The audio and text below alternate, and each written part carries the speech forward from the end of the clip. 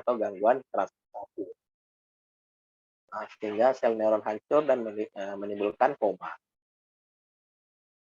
Penyebabnya di sini karena gangguan metabolik ya, lebih dominan, jadi kurang oksigen, kekurangan glukosa, penyakit organik non SSP, intoksikasi eksogen, gangguan cairan dan elektrolit, serta bisa trauma kepala.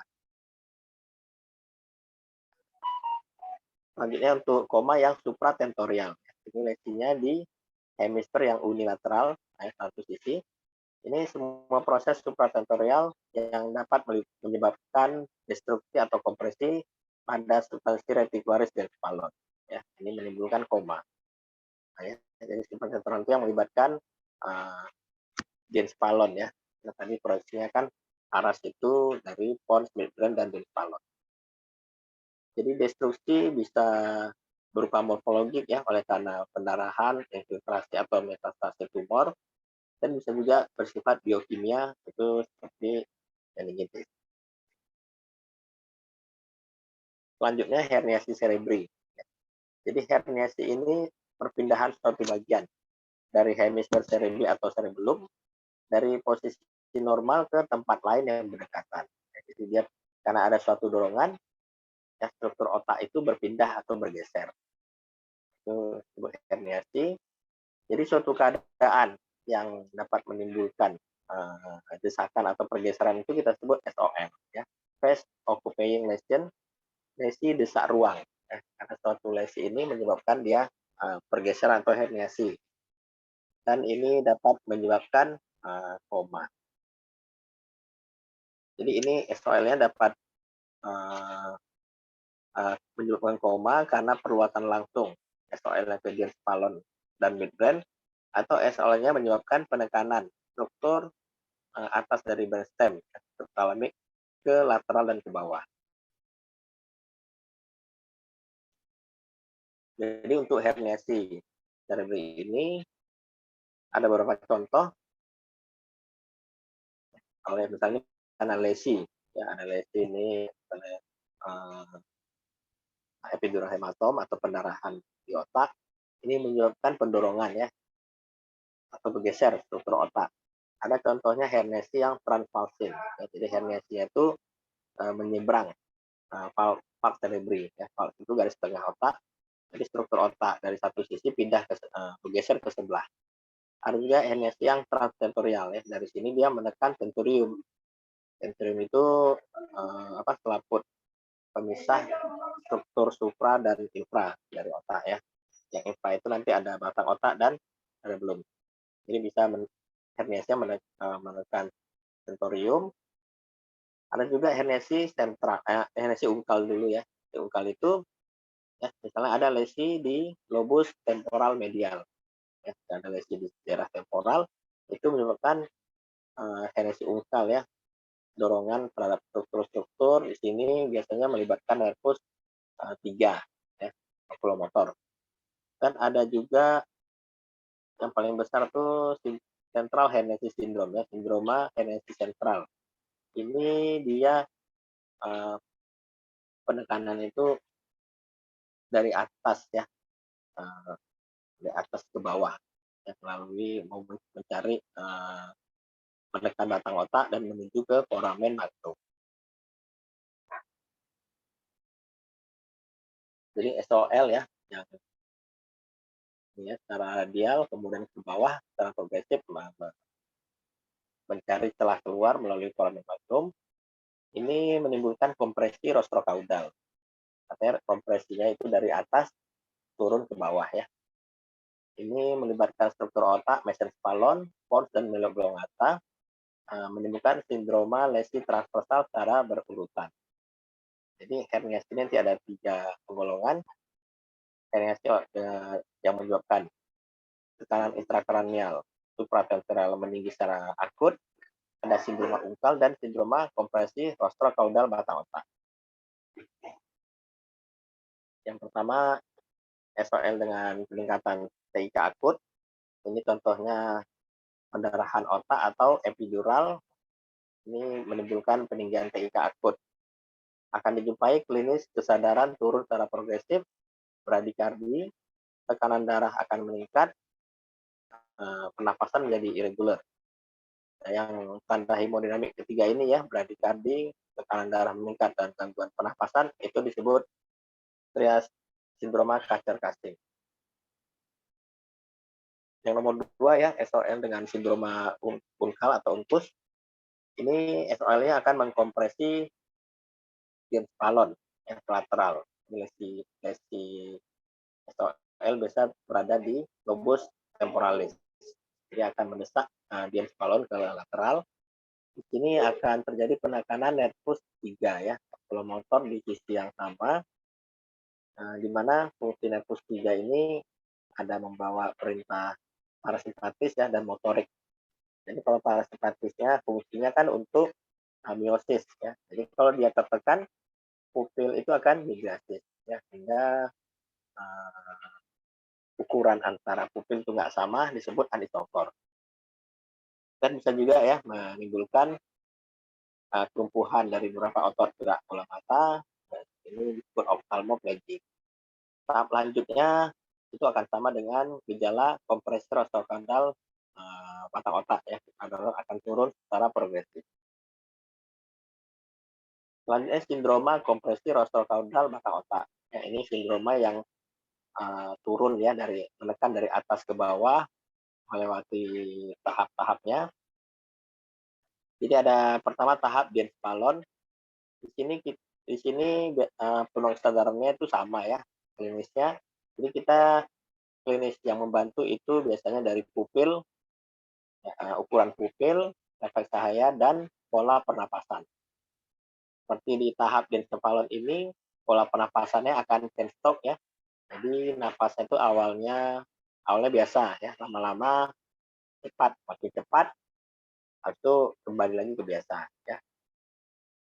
Lalu ukuran pupil ya, di sini kalau Dienspalon pupilnya akan miosis ya. Sama kayak kondisi di pons ya, pupilnya mengecil dengan refleks cahaya berkurang, jumpai gerakan mata konjugat, dan ada lesi piramidal bilateral. Selanjutnya kalau turun dia ke bawahnya itu di mesencephalon atau midbrain, di pasien koma kita dijumpai hipertermi. Nah ini pola pernapasan itu hiperventilasi sentral. Ya. Jadi dia nafasnya itu udah cepat terus. Ini tahap di mesencephalon. Pasien mendengkur, nah kalau pupilnya dia kalau di midbrain ini pupilnya ukurannya akan dilatasi ya, membesar dengan gangguan refleks cahaya.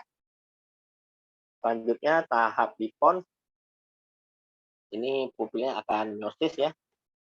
Pola pernapasannya hiperventilasi bercampur dengan apnu.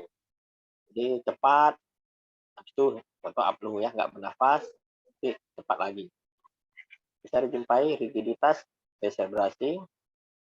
Tahap paling terakhir itu tahap di medula oblongata, ini tahap terminal. Pola pernapasan itu ataxic breathing. Ya.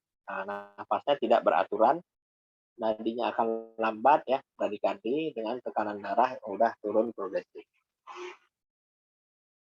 Ya, ini dari pupilnya ya, kita bisa menilai ukuran pupil, bentuk, ya simetrisnya antara sebelah, sama refleks cahayanya bagaimana. Jadi di awalnya fungsi pupil itu normal ya, komplit dua-duanya. Jadi ini biasanya kalau lesi masih di atas ya, rostral menuju ke midbrain. Ya. Kalau lesi masih di atas midbrain, itu pupil belum terganggu, tapi bisa dijumpai dilatasi pupil yang sebelah ya, unilateral. Itu tadi ya, karena herniasi ungkal. Unilateral yang menekan nervus 3. Ya, jadi pupilnya akan anisokor ya, yang terlibat itu akan membesar, dilatasi. Terus turun di bawahnya pupil kalau di midbrain ya. Nah, itu pupil akan dilatasi bilateral. Kalau turun lagi ke bawahnya daerah pons, itu pupil akan mengecil ya. Dan refleks cahaya biasanya terganggu. Ini contoh pola pernapasan tadi ya. Jadi kalau yang tenstop ya, tahap di Dienspalon ya, ini nampak ya. Pola pernapasan itu awalnya normal ya, makin lama makin cepat, itu normal balik, atau sesak balik ya, bertahap. Kalau yang tahap di bawahnya yang midbrain itu polanya central neurogenic hiperventilasi ya, ini udah sesak terus pasiennya. Tahap di bawahnya lagi itu yang pons itu hiperventilasi bercampur apnoe. Jadi kadang dia sesak, itu hilang napasnya, ya, itu sesak lagi, itu hilang. Terus ada yang ataksik, ini pola di medula oblongata. Ya.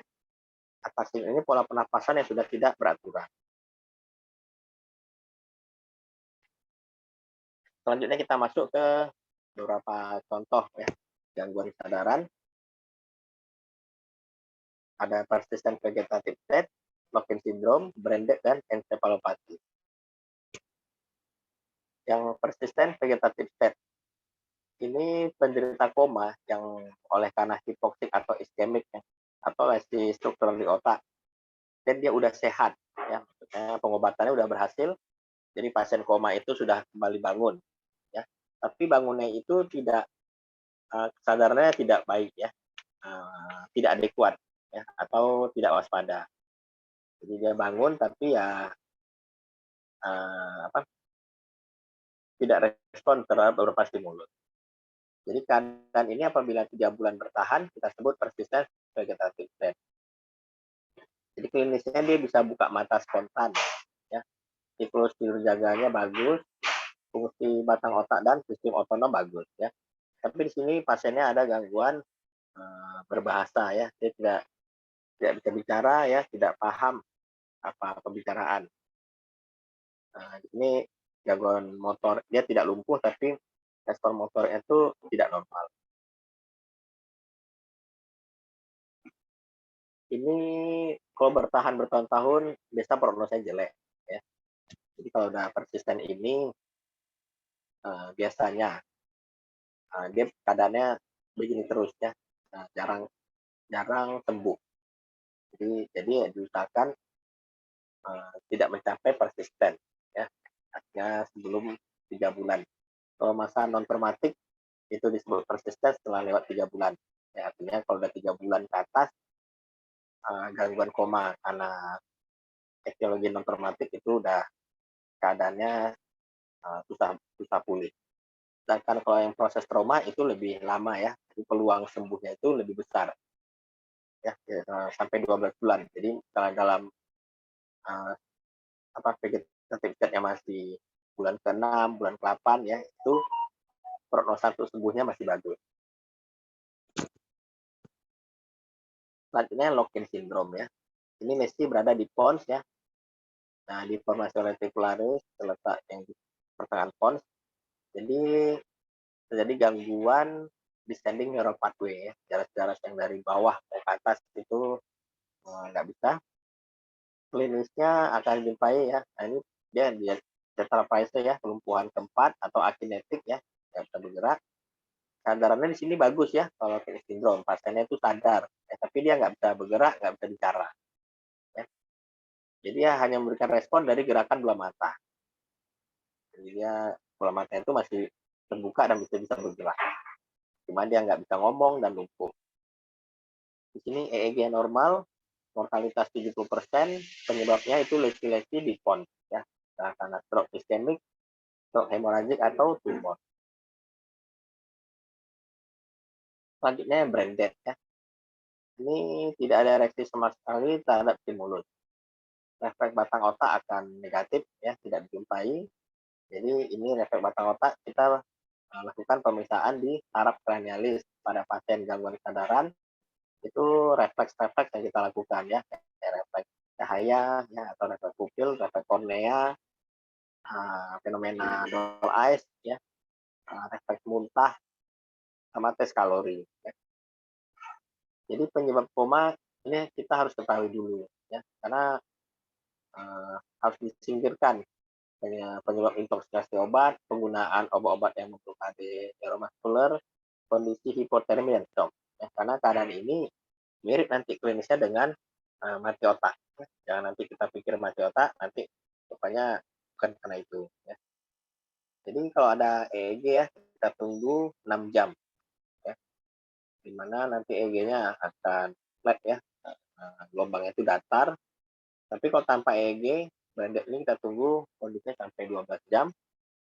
Pada keadaan yang karena anoksia ya, tanpa EEG ini ditunggu 24 jam. Dan dalam masa ini selanjutnya dilakukan tes henti napas ya. Jadi pasien itu dengan ventilator ya, ventilatornya kita hentikan sebentar ya mesinnya. Itu kita lihat bagaimana respon si pasien. Apa dia mulai bernafas spontan atau tidak. Selanjutnya ensefalopati. Ini gangguan global dari fungsi otak. Jadi ini biasa terjadi akibat dari gagalnya sistem organ yang lain. Ya. Jadi ensefalopati ini sering bersifat sekunder. Jadi karena gangguan organ lain menyebabkan gangguan fungsi otak. Di sini sering dijumpai, harus kita pertimbangkan ya, kapan kita sebut ensefalopati ini, ya apabila kita tidak menjumpai tanda vokal dari defisit otak. Ya, jadi nggak ada gejala-gejala defisit neurologi. Terus kita lakukan pemeriksaan imaging normal ya, dan pemeriksaan cairan cerebral fluid itu juga normal.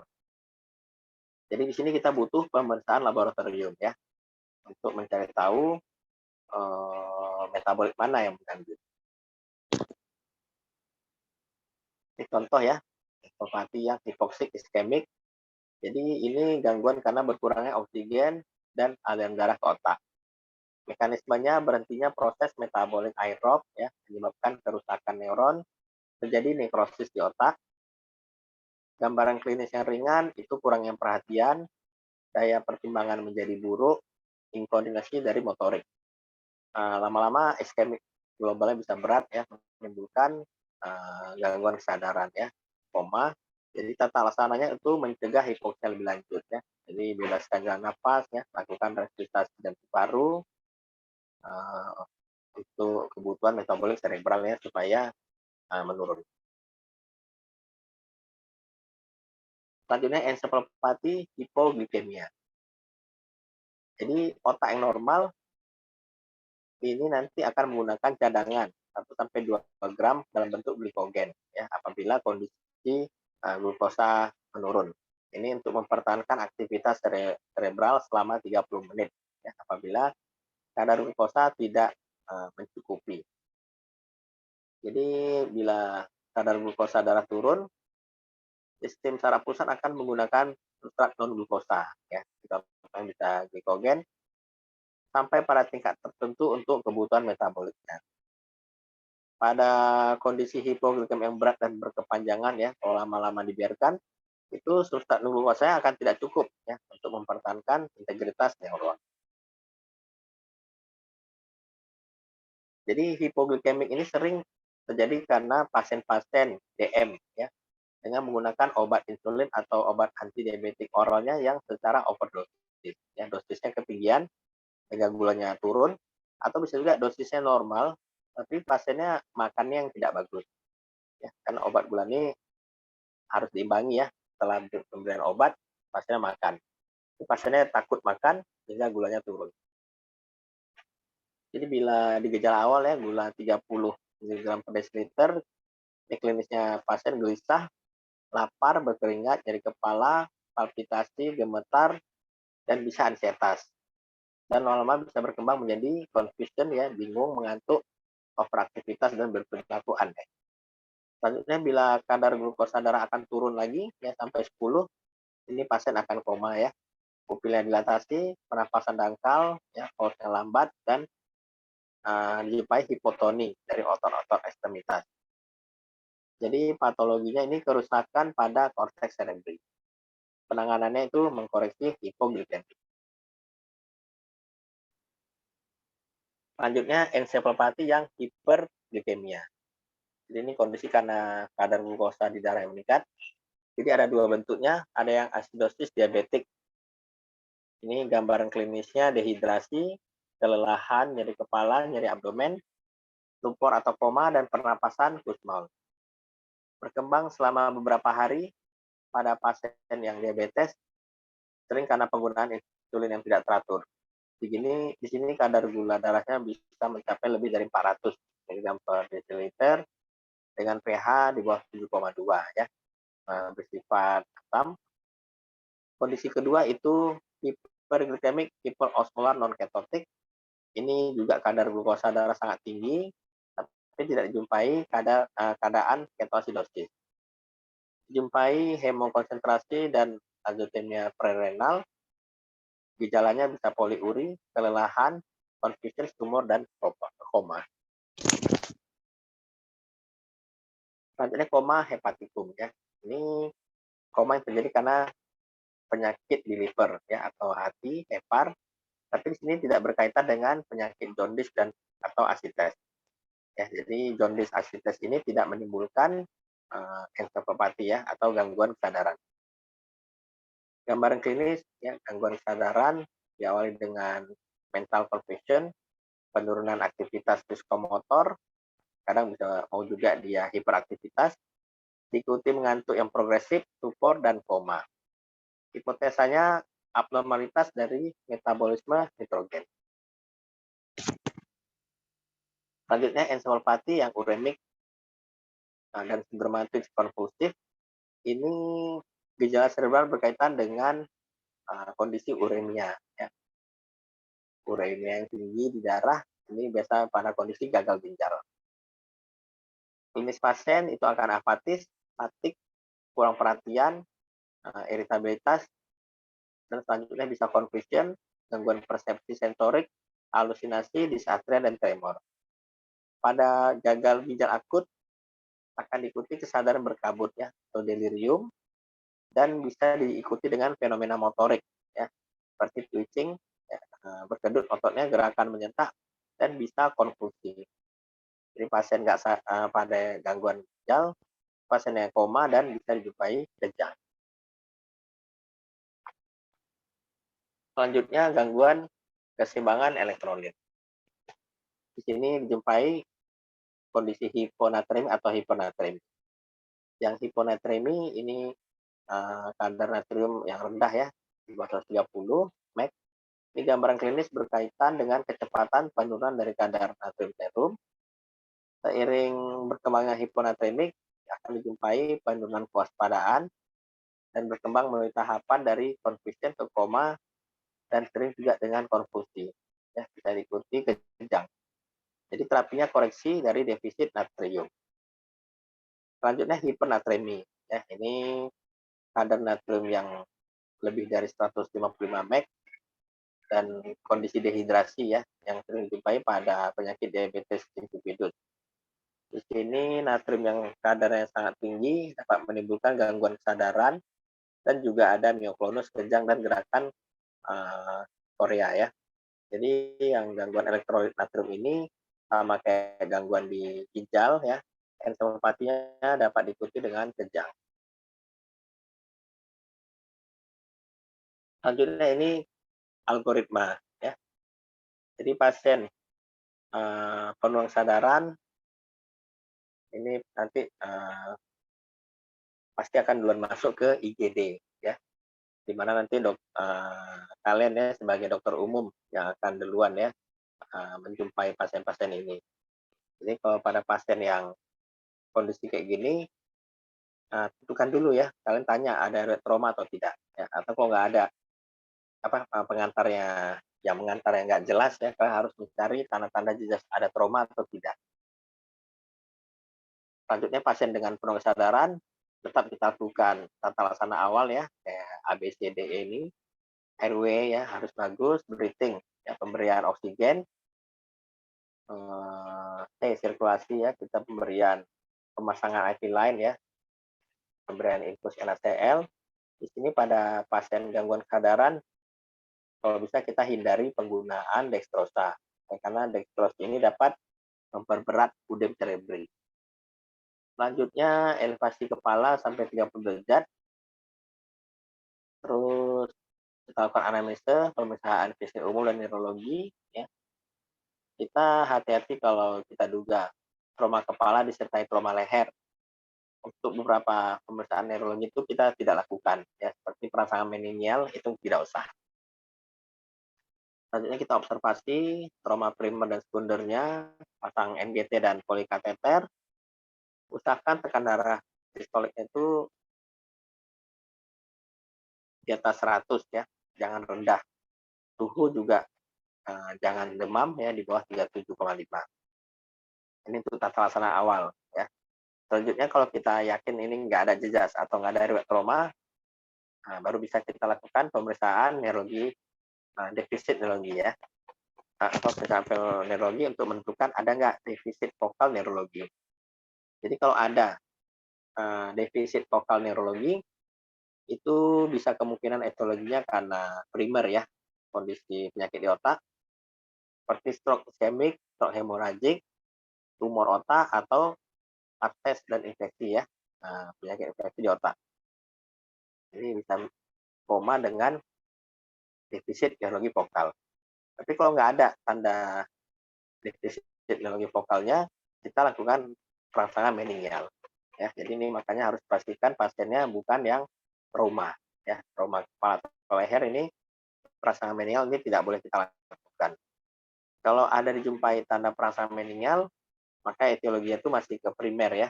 Kita curiga meningitis atau pendarahan subarachnoid. Ya, dua meningitis ini penyakit infeksi, sedangkan PSA ini pasien stroke. Ya, jadi bisa pasien stroke dengan perangsang meningial, itu kita duga PSA ya, pendarahan subarachnoid. Atau ada klinisnya demam, mungkin ini suatu infeksi meningitis.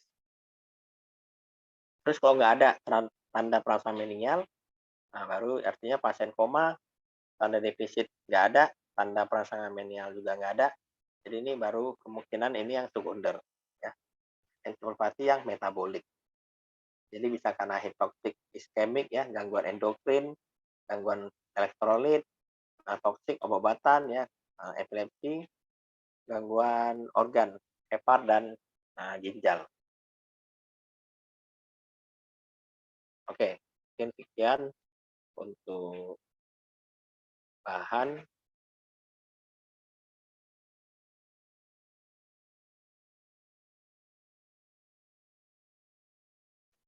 Ya, kalau ada yang mau bertanya, dipersilakan.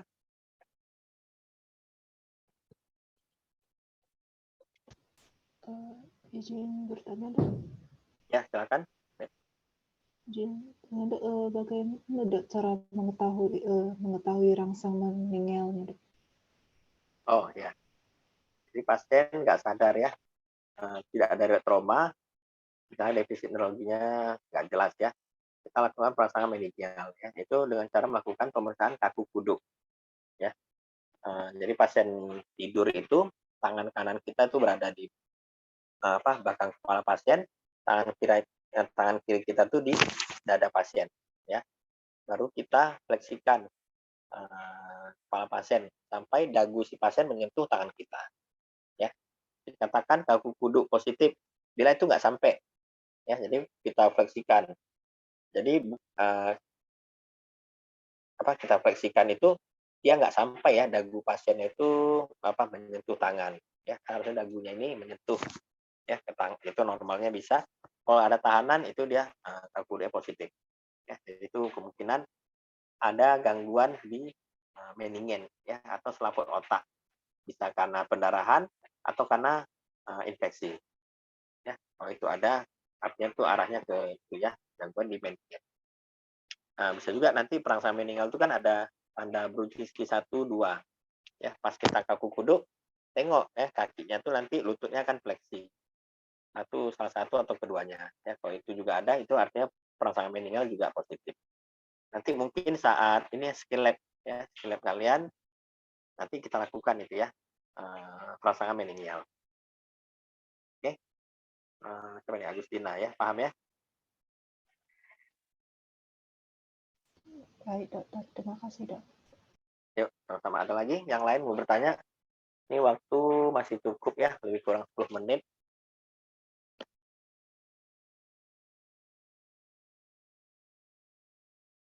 Apa ada istilah-istilah tadi yang nggak jelas, itu boleh bertanya ya. Karena kalau kedokteran ini kan banyak menggunakan istilah. Ya, ya kalau anatomi nanti di anatomi ya, apanya ya. Kalau istilah-istilah klinisnya, kalau ada yang nggak jelas boleh bertanya.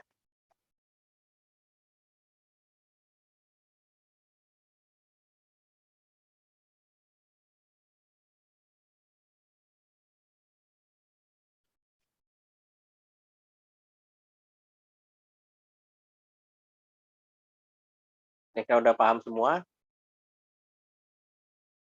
Biasanya kalau nggak bertanya udah paham atau sama sekali masih bingung. Bingung nggak tahu apa yang mau ditanya. Ini biasanya. Kalau kalian mengikuti biasanya tuh tahu apa yang kalian nggak tahu ya. Karena pas ngikutin, oh di sini nggak paham, di situ bertanya. Tapi kalau dari awal sampai akhir nggak paham, kan jadinya nggak tahu juga apa yang mau ditanya.